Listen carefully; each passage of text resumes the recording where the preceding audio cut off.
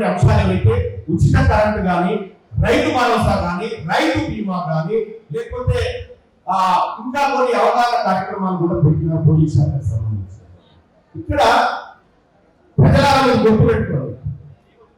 మనిషి మానవుని అభివృద్ధి అనేది సంక్షేమ పథకాల మీద ఆధారపడకూడదు. మానవుని అభివృద్ధి అనేది సంక్షేమ పథకాల మీద జరగకూడదు. మానవుని నైతిక అభివృద్ధి తన మీద జరగాలి. అది అసలైన అభివృద్ధి. అది దేశానికి, రాష్ట్రానికి, నియోజకవర్గాలన్నింటినీ మంచిది. ఇక్కడ గతంలో ఉన్నటువంటి వాళ్ళు కానీ, ఇప్పుడు కానీ, ఎప్పుడు కానీ, నేను ఇందులో పార్ట్ అయినప్పటికీ కూడా ఉచిత కరెంట్, ఉచిత గ్యాస్, ఉచిత ప్రయాణం, ఇంకా పొద్దుగల ఇంకో రాయలు చెప్తాడు ఉచిత గాలి, ఉచిత కంటి చూపు, ఇటువంటి దీనివల్ల జరిగేది మనుషుల్లో ఉండాల్సినటువంటి మనుషులు కుటుంబాలు ఏ విధంగా డెవలప్ కావాలి, ఈ కుటుంబాలు వాళ్ళ కాలంలో వాళ్ళు నిలబడడానికి సంక్షేమ పథకం అంటే ఏంటి? అప్పే. తెలంగాణ రాష్ట్రంలో సంక్షేమ పథకం అంటే అప్పు. సంక్షేమ పథకం అంటే అప్పు. ఇది 100% కాలం అంతాలు చెప్పాలి.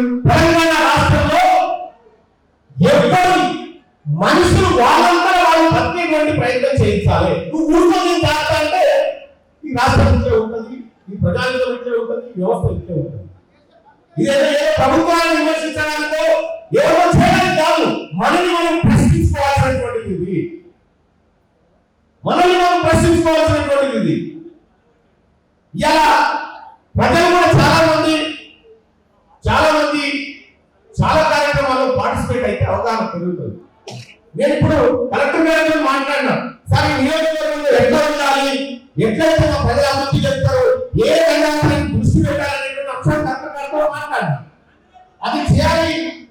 అది చేస్తే ఇలా ఈ ఆలయ నియోజకవర్గంలో దయచేసి అధికారులకు చెప్తారు కలెక్టర్ గారు, అధికారులకు అవగాహన లేకుండా నేను మొదటి ఫిర్యాదు చేసిన అధికారులకు కూడా అవగాహన లేకుండా ఉంది.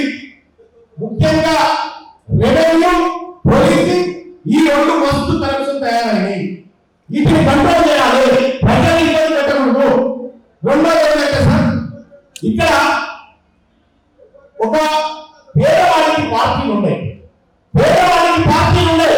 ఆదాయం మాత్రమే ఉంటుంది. వాడు ఏ పార్టీ అయినా ప్రభుత్వ పథకాలు అందాలి, ఏ పార్టీ వాళ్ళైనా ప్రభుత్వ పథకాలు అందాలి, సంక్షేమ పథకాలు అందాలి, అతని పెన్షన్ అన్ని కావాలి. ఇది పార్టీలకు సంబంధించినటువంటి కార్యక్రమం కాదే కాదు. ఇది పేదల కార్యక్రమం. ప్రభుత్వాలు వస్తూ ఉంటే మారుతూ ఉంటే, కానీ ఇది కంటిన్యూస్ ప్రాసెస్. ఈ ప్రాసెస్ లో నిన్న ఎవరు గృహనిర్మాణ శాఖ మంత్రిగా ఒక చోట ఇదే కార్యక్రమంలో పాల్గొన్నట్టు ఒక ఆమె పిల్లలు కట్టించింది. ఏం చేస్తున్నాం ఈ పిల్లలు అంటే, ఒక కొడుకు లండన్ ఉంటాడు, ఒక కొడుకు చాలా ఉంటాడు, ఇంకో రెండు తీసుకురా పనిచేసుకొని పథకాలు కూడా ఎవరికి అందాలి, ఎవరికి అందుతుంది, అసలైన లబ్ధిదారులు మనం గుర్తించాలి. మనము వచ్చు ఈ కార్యక్రమం చేసి చనిపోయిన తర్వాత కూడా ప్రజలు గుర్తు పెట్టుకునేటట్టు ఉండాలి పనిచేస్తే. ఇలా సంక్షేమ పథకం అనేది ప్రభుత్వానికి కాదు, అందరూ ప్రజలకు. సపోజ్ నేను ఎమ్మెల్సీగా ఉన్నా, నాకు ఓట్లు నేను ఎమ్మెల్సీ కాకుంటున్నానా, లేకపోతే ఇప్పుడు టీఆర్ఎస్ పార్టీలో వాళ్ళకి 5,000 ఎమ్మెల్యే కాకుంటున్నాడా, ఎమ్మెల్సీగా ఎంపీగా ఉన్నా చామరా తెలుగుమార్ రెడ్డి గారు ఉన్నారు. ఒక్కసారి గెలిచిన తర్వాత అందరూ ప్రజలకు నేతృత్వం వహించాలి. అందరి ప్రజల కష్టాలు బాధల సాధన చూసుకోవాలి. అలాగే ఇటీవల కాలంలో కలెక్టర్ గారు అనవసరంగా ఈ ఆలయ నియోజకవర్గంలో కొన్ని చర్చలు జరుగుతాయి. ఆ చర్చలు పుస్తకాలు నేను నిన్న వార్తలు చూసా. కొంతమంది మాఫియా ఉండా కలిసి ప్రజాప్రతినిధులను దొంగలు చేసే కార్యక్రమం చేస్తా ఉన్నారు. దీనిపై సమగ్ర విచారణ జరగాలి. అసలు ఎవరు ఏం చేస్తా ఉన్నాడు, అటవీ సంపద ఎందుకు తగ్గుతా ఉంది, ఎందుకు ఎక్కడ ఈ భూమ పంచాయతీ జరుగుతా ఉంది పైగా సమగ్ర విచారణ చేసి అది మా